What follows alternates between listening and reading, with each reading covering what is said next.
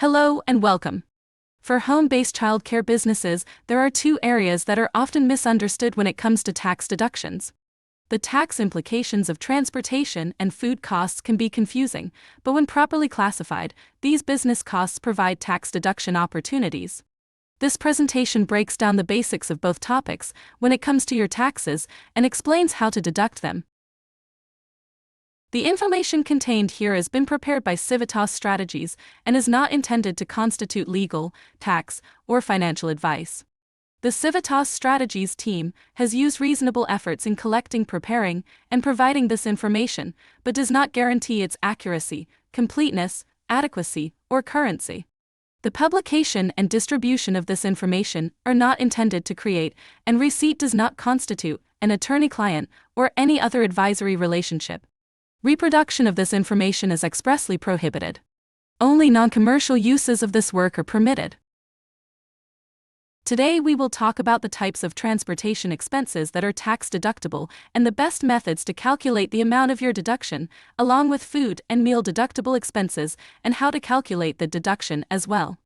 As a business owner, it can be helpful to understand the tax implications of these business expenses in order to fully capitalize on the tax time opportunities presented.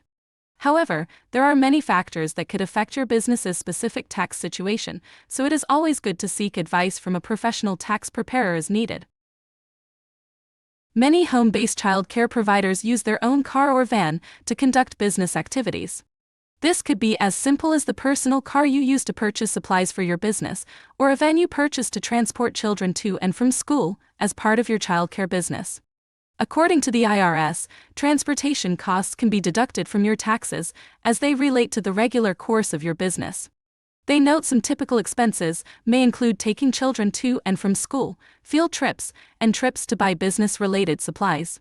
Since transportation costs must be business-related, the primary purpose of eligible trips must be for the business, even if there are also tangential personal benefits. For example, if you make your regular Costco run to buy bulk supplies for your child care program, but while you're there, you purchase a jar of pickles for your family, that trip is deductible. On the other hand, if you are at the supermarket picking up your family's groceries for the week, and you add some wipes for the business to the list, the trip is not deductible because the primary purpose of that trip to the store was personal. Vehicle and transportation costs add up over time, so keeping accurate records and understanding the options for deduction is essential. There are two ways to deduct your transportation expenses on your taxes. The standard mileage rate provides a simple cost per mile, set by the IRS, that is used to calculate your deduction. The actual expense method uses the costs of your vehicle and travel to calculate your deduction. Regardless of the method you use, you need a simple log recording the number of miles you drove your car for related to business purposes. The log should include the date, the distance you traveled, where you went, and the purpose, business or personal. Be as specific as possible.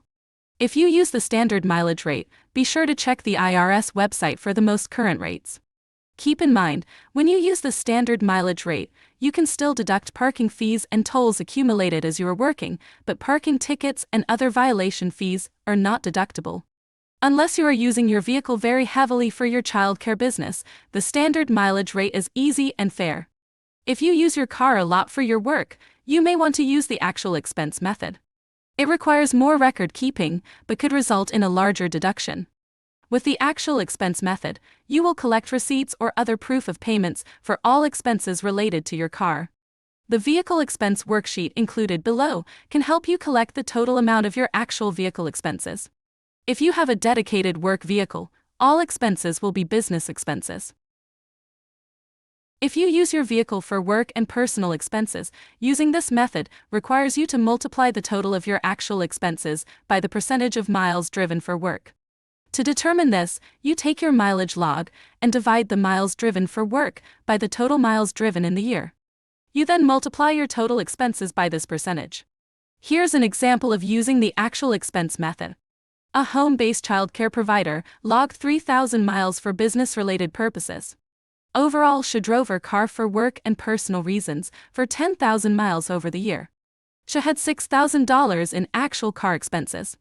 First, the provider will divide their miles driven for work, in this case 3,000, by the total miles driven, in this case $10,000, to come up with 0.30 or 30%. She will then multiply her total vehicle expenses of $6,000 by 30% to determine her business use of vehicle deduction, which would be $1,800. There are a couple of ways to report food expenses related to your business. The standard meal rate involves keeping track of meal types and numbers and multiplying those totals by a set amount, published annually by the federal government. This option is only available to home-based childcare businesses. Using the actual expenses method, you keep track of all food expenses, including receipts. This option is open to both home-based childcare and childcare centers. Here are the pros and cons of each option. For standard meal rate, pros include easier record keeping and deduction of non-reimbursed meals and snacks. However, you are still required to keep details of each eligible child, including name, dates and hours of attendance, and number and types of meals served. Actual expenses include all costs, but there is also greater scrutiny and recording burden, and is more time and resource intensive. The standard meal rate provides an optional, set rate for a standard meal allowance rate for breakfast, lunch, or supper, and snack. This standard meal rate is based on the Tier 1 rate under the Child and Adult Care Food Program, or CACFP. More on the CACFP below. Using this method, you may calculate your food-related tax deduction at a minimum of 1 breakfast, 1 lunch, and 3 snacks per eligible child per day. For tax purposes, you use the rates in effect on January 1st of the tax year. So, for example, the rates for the 2022 tax year would be 2021 to 2022.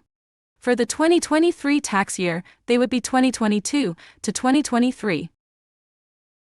The Child and Adult Care Food Program, or CACFP, is a federal program that provides reimbursements for nutritious meals and snack to eligible children who are enrolled at participating child care programs. If you are a participating CACFP program, you may receive reimbursement from the CACFP sponsor in your state for up to 2 meals and 1 snack per enrolled person per day. CACFP rates are set as the standard meal rate, and reimbursements are based on the type and number of meals served at your child care program. If you are enrolled in the CACFP, reimbursements should be considered at tax time, alongside your deductible food costs. The preferred method for including CACFP on your taxes is to report all reimbursements under income, then deduct food expenses in full using one of the methods described above. Alternatively, you can calculate your food expenses against the reimbursement amount you receive. This is called the netting method.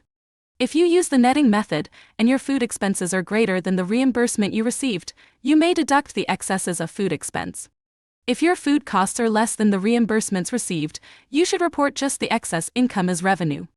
However, the netting method is not preferred by the IRS, as it is more difficult to keep track of and can result in greater inspection from an IRS tax examiner. For more information, visit the Child Care Collaborative of Iowa website or email fmc@midsu.org.